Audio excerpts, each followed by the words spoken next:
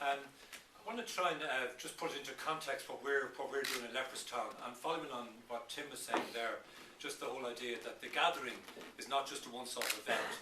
This is a whole change that's happening in Irish society.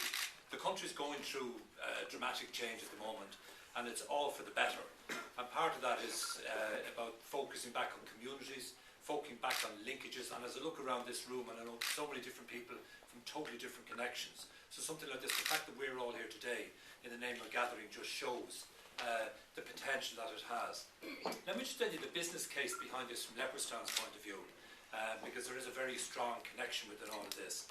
And that is that Leopardstown has a Christmas festival each year. It's a 4-day festival. And it struck us that that time there was an audience that we really weren't reaching. And that audience was the people who stopped working on Christmas Eve, didn't go back to work until the New Year. And when they finished the turkey, and before they started fighting with each other to try and get out of the house for a couple of days, we felt that the last day of our festival, the 29th of December, would be a perfect time to try and attract visitors to Dublin, be they from other parts of Ireland or be they from overseas. Hotel occupancy tended to dip for those couple of days as well, so room rates were reasonably low. So it was possible to do it at a very affordable price. So we had this idea that this is what we wanted to do. Around that time, just at that time, the gathering was announced, and if ever there was an umbrella under which we could flourish, the gathering was it. So it was the opportunity for us to actually put our business idea to bring that to reality. So then we started to talk first of all to the gathering, and they were just absolutely superb. They had a can-do attitude. Everything they wanted to do was to make sure that this happened. They introduced us to Richard, and I'd have to compliment the Cathaoirleach and to Dunleary Rathdown County Council for all the incredible initiatives that they have brought. Look at where we are today.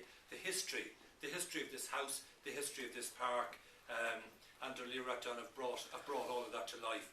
And look at what's going on elsewhere in the council. It just is. It's breathtaking, and we're delighted to be part of it.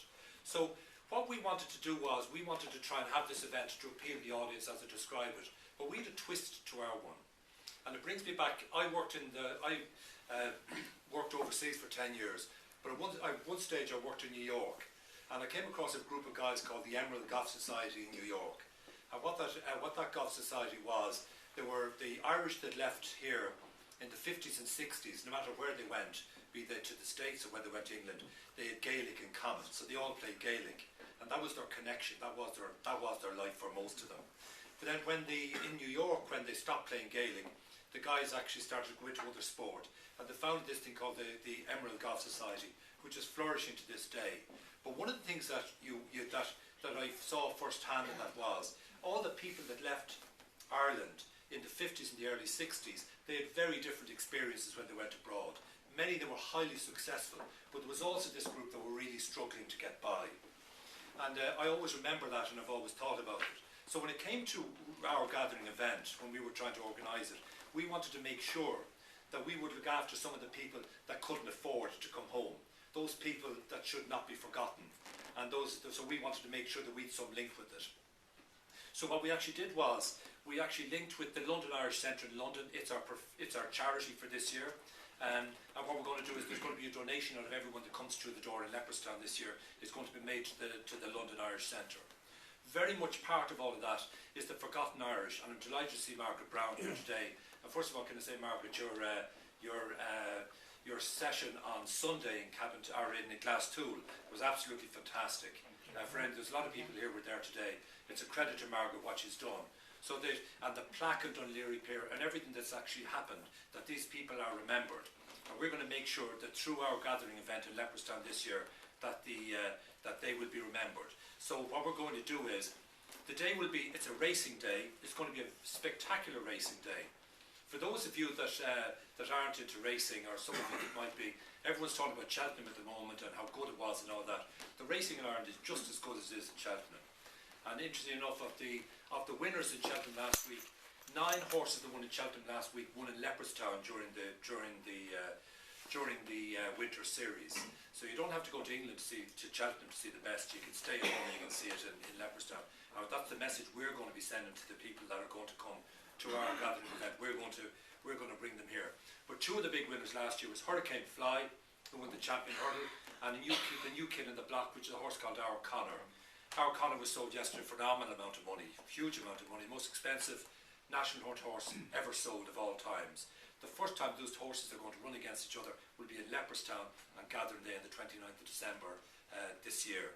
In addition to that, in addition to the fantastic racing, we'll have plenty of crack, but we also have the evening will finish with a musical event. I'm not quite at liberty to say exactly who it is this morning, but if you're interested, the artist that's going to come was on the radio on RT between 6 and 7 o'clock this morning. If you want to go back and listen. one thing, you will not be disappointed by the sporting, by the entertainment, and the crack that there's going to be in Leopardstown. But going back to Tim's point, our event is not just for the gathering year. We are going to establish this. This is going to be an annual event. So what we're doing here is to set something up where people will come from overseas, come back to Ireland.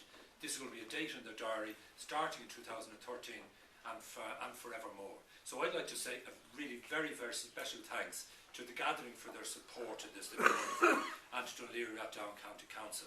It's that partnership, comes back to where we started, it's that partnership and that community spirit that is going to make this such a special event and such a very, very special year for Ireland and for Dunleary Rathdown County Council. So thank you very much indeed. I look forward to seeing you all.